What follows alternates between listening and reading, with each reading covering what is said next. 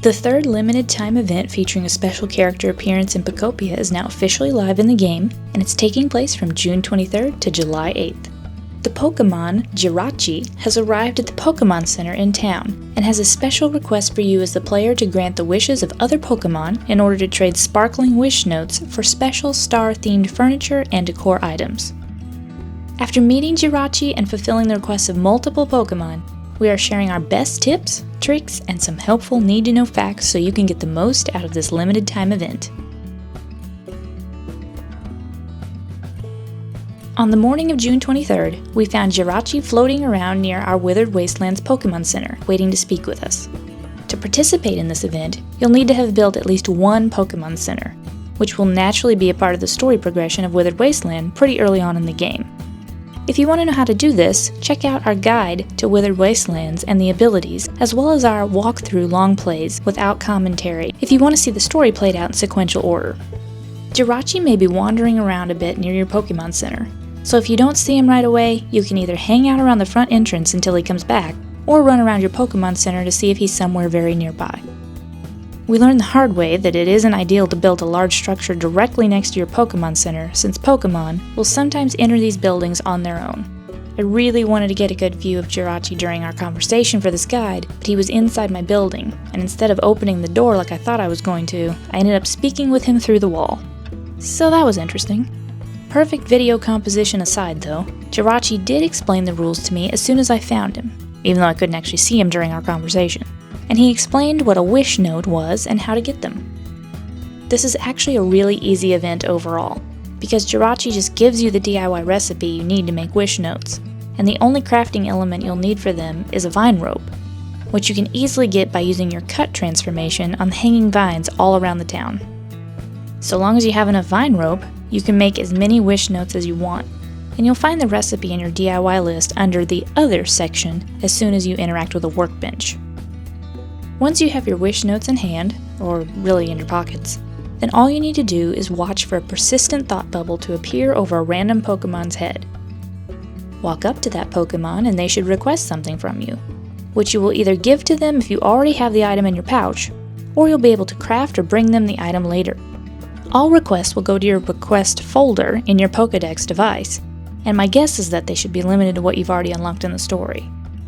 So since I had gotten halfway through the Rocky Ridge's storyline at the time of recording this event, I was able to make food for the Pokemon, but I'm guessing if I didn't have that ability unlocked yet, then they probably would have had a different request that I could fulfill. Interestingly, a few Pokemon even asked me to build a specific habitat for them, which just requires you to put those items or elements close together and let the Pokemon know when you've finished the task.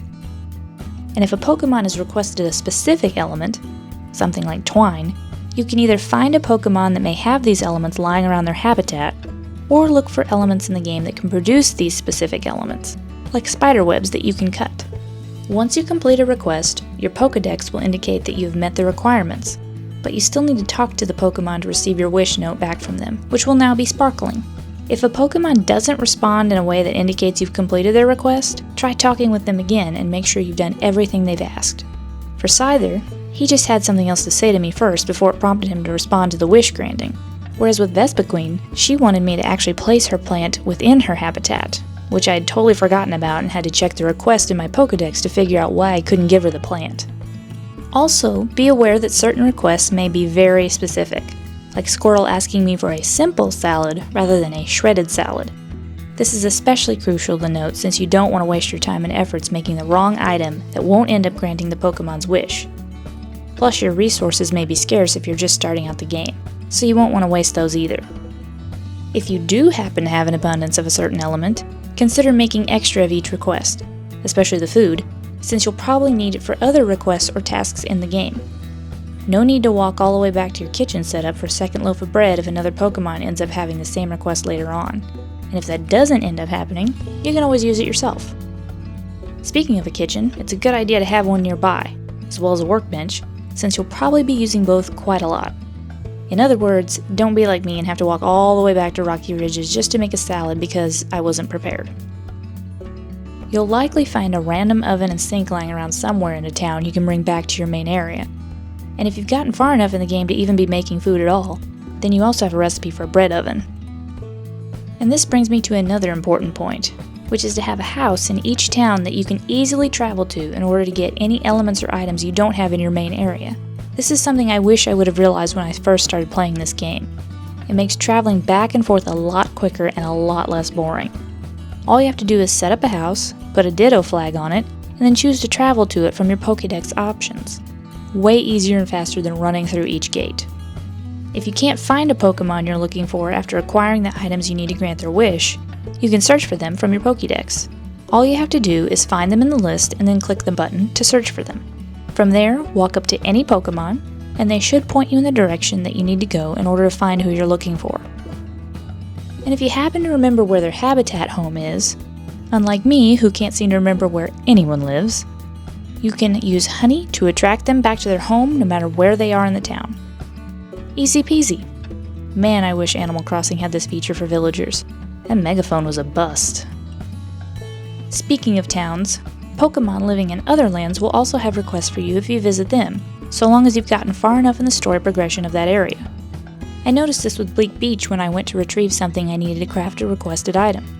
As soon as I arrived, it seemed like everyone had a wish to grant. When I went to Rocky Ridges, however, no one had a request. This was the case even after visiting the area a couple of times. So my assumption was that they had no request because I hadn't progressed far enough in the story in that particular town. There will be more Pokemon requests than you'll know what to do with, so don't worry about granting them all, if that's even possible. There's only 10 items that can be traded with Jirachi at the Pokemon Center, so unless you want a lot of duplicates, there's really no reason to continue beyond 10 wishes. If a request is too tedious to complete, just wait for another Pokemon to request something else, and then ignore the one you'd rather not complete. It really won't matter overall for the event if you have leftover requests you haven't fulfilled, so just do what you want and leave the rest. Whenever you're ready to trade your sparkling wish notes for a specially themed item from Jirachi, head inside the Pokemon Center and select what you want to buy. Each item is worth 1 wish note, so it's likely that you could easily complete the entire set within an hour if that's all you focus on. You'll also get random rewards from the Pokemon that request a wish from you, so it's a good way to acquire some other items in the game as well.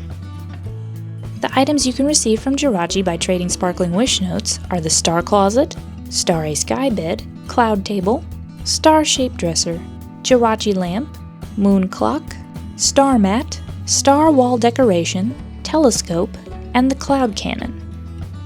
While each trade will give you one of these items in general, and no, they aren't as tiny as they look on the counter, the Star Wall decoration will actually give you 10 garlands that you can hang anywhere you'd like, so long as it's attached to something, like a wall. The Telescope and the Cloud Cannon can both be used, but to use the Cloud Cannon you'll either need to have access to fireworks, which comes after completing the main story mode events in Rocky Ridges, or you'll need to find a Pokemon with the ability to use a cannon. If you put the Star Closet, Starry Sky Bed, Cloud Table, and a Jirachi Lamp all close enough together, you'll end up with a habitat for Jirachi that he can live in. It's unknown at this time whether or not you need to do this in order for Jirachi to stick around after the event is over, but considering Sableye is still hanging out in my town and I didn't build him a habitat during his event, I'm guessing there's a possibility that Jirachi may stick around too. We'll see what happens after July 8th, but if he doesn't, I can always build him a habitat so he comes back. We've covered all the most important tips and tricks that we've discovered playing the Wish Upon a Jirachi limited time event in Pokemon Pokopia. But if you missed playing the event while it was live, you should be able to travel back in time to experience it for yourself by changing the date on your Switch. Just don't forget to change it back to the correct date when you're done, or before you go to play a different game. If you found this guide helpful, please give it a thumbs up so YouTube knows you'd like to see more just like it.